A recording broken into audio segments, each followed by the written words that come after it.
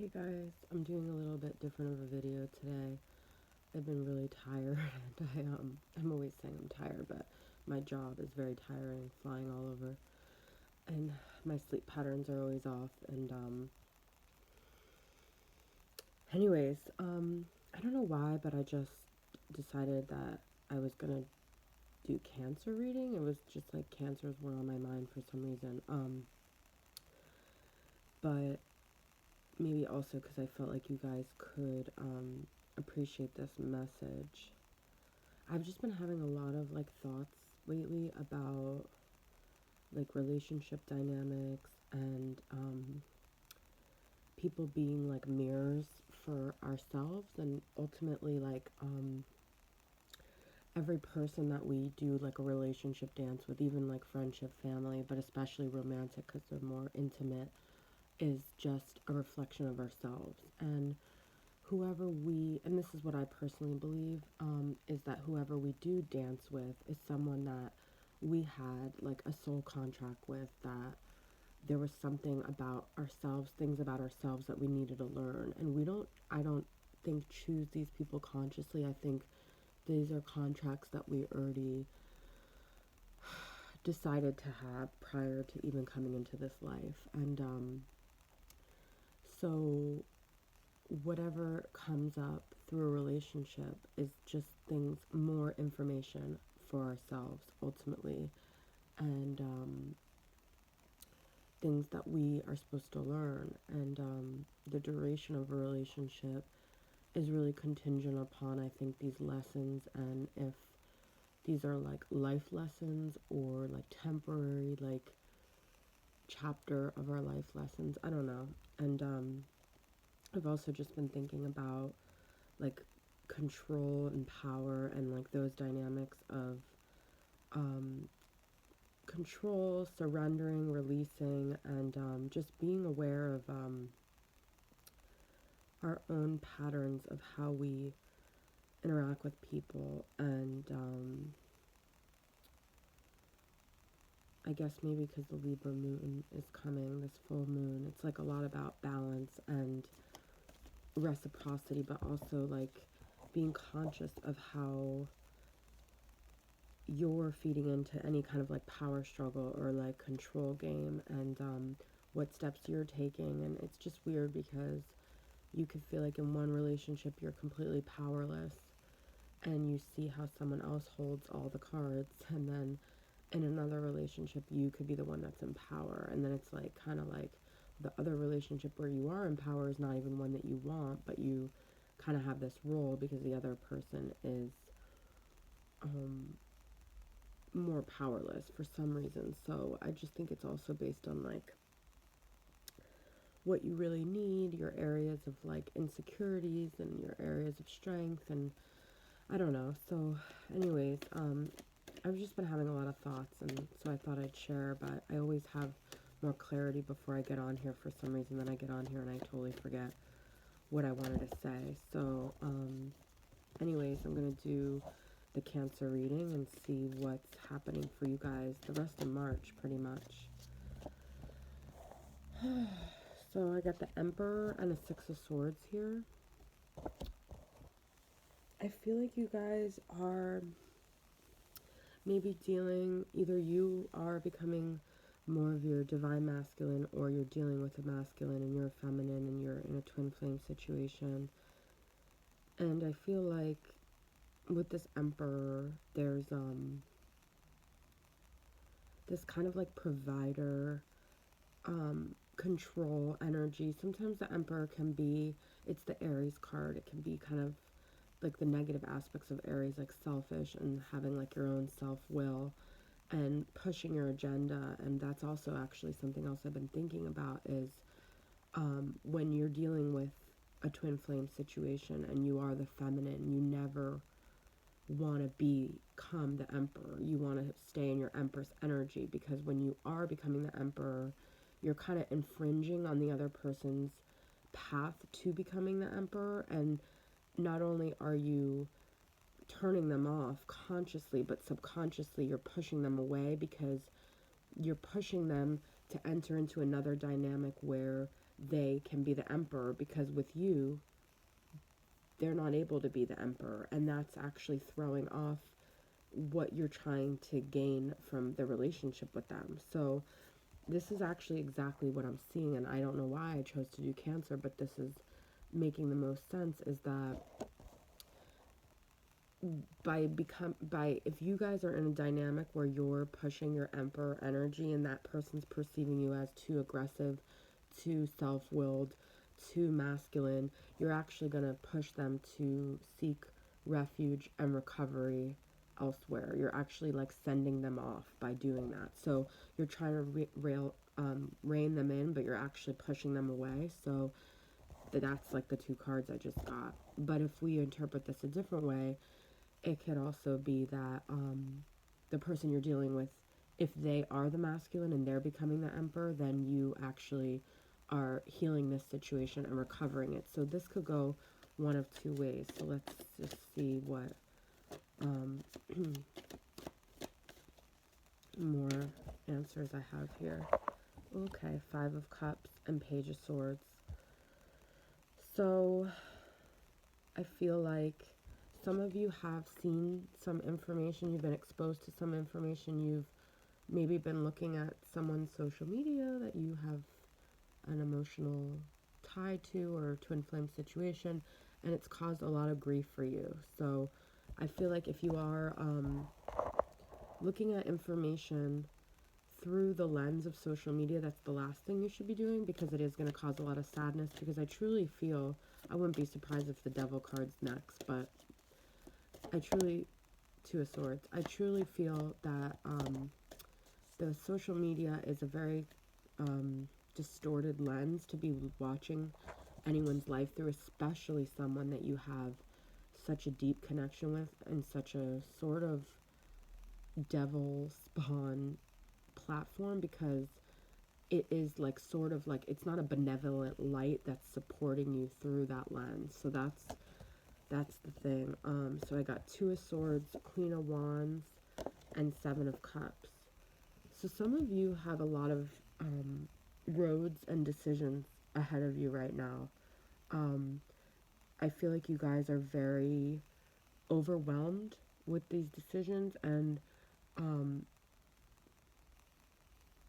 it's kind of making you want to be avoidant. So I feel like some of you could even be indulging in some unhealthy behaviors like drinking, drugs, sex, whatever, because not that sex is unhealthy, but in some realms it is, because you feel so overwhelmed with all the roads in front of you. But I do see this Queen of Wands here, so I feel like some of you are either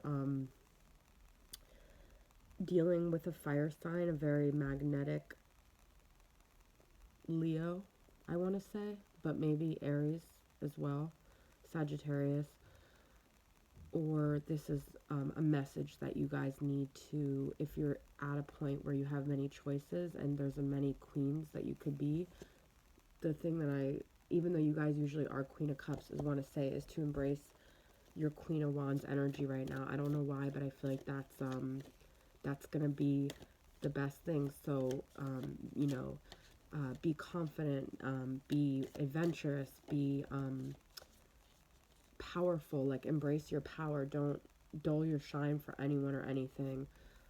Even though you might feel like you may come off as very threatening to other people, don't even question that. Like, be that like Leo that wants the center of attention, that's okay with it, and don't listen to any feedback that tells you to be otherwise.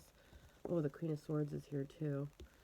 So I do feel like your words right now are very powerful, the words that you're speaking into the universe. So make sure you're being very careful about how you convey information. I don't always get that message when I pull the Queen of Swords, but that's like the original message that I just got, is just to like choose your words very wisely and carefully. Ooh, we got a Ten of Cups. So I do feel like happiness is on your brain. There's something very promising actually around the corner right now. I'm using the Aquarian Tarot deck, by the way, which I haven't used in a while, but I love this Ten of Cups here with the rainbow. Seven of Swords reversed. I feel like you guys are very guarded because you're afraid that if you do open yourself up to either the current person or future person, that they're going to betray you because you've been betrayed in the past. So I do sense a little bit of guardedness here. Too many cards.